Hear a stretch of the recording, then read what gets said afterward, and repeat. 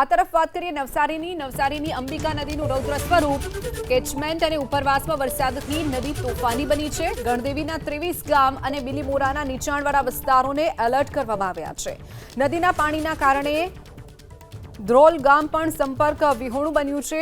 ધોલ ગામના 200થી વધુ પરિવાર નદીના પાણીથી પ્રભાવિત થયા છે। ધોલ બિલીમોરાને જોડતો જે કરોડોના ખર્ચે બનેલો પુલ હતો તે પણ હવે નકામો બની ગયો છે। પુલના ચઢાણ તેમજ ઉતરતા માર્ગો પર છાતીસમા પાણી ભરાઈ ગયા છે, જેના કારણે અણઆવડતના કારણે લોકો ઘરમાં પૂરાઈ રહેવા માટે મજબૂર બન્યા છે।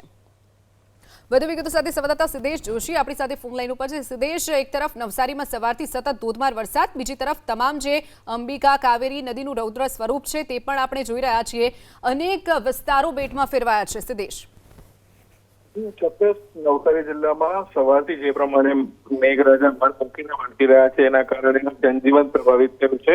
જિલ્લાની તમામ નદીઓ પૂર્ણા, અંબિકા અને કાવેરી નદીમાં ઘોડાપૂરની પરિસ્થિતિનું નિર્માણ થયું છે।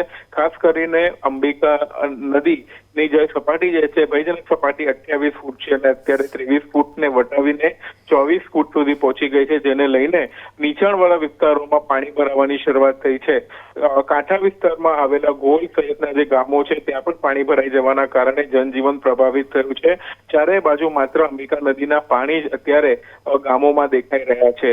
કરોડો રૂપિયાના ખર્ચે જે બ્રિજ બનાવવામાં આવ્યો હતો કે કારણ કે જે ગામ સંપર્ક વિહોણું થઈ જતું હતું, ઘણા લાંબા સમયથી એ પ્રશ્ન હતો, તેને નિરાકરણ માટે બ્રિજ બનાવવામાં આવ્યો, પરંતુ એ બ્રિજ પાસે પણ પાણી પહોંચી જતા એ બ્રિજ પણ બિનઉપયોગી બન્યો છે। નવસારી જિલ્લાનું વહીવટીતંત્ર તમામ ગતિવિધિઓ ઉપર નજર રાખીને બેઠું છે। ખાસ કરીને નદીઓની સપાટી અને કેચમેન્ટ વિસ્તારમાં કેટલો વરસાદ વરસી રહ્યો છે એના ઉપર નજર રાખીને બેઠું છે અને હાલ પૂર્ણા, અંબિકા અને કાવેરી નદીની સપાટીમાં ધીરે ધીરે વધારો જોવા મળી રહ્યો છે। જી સિદ્ધેશ, માહિતી બદલ આભાર।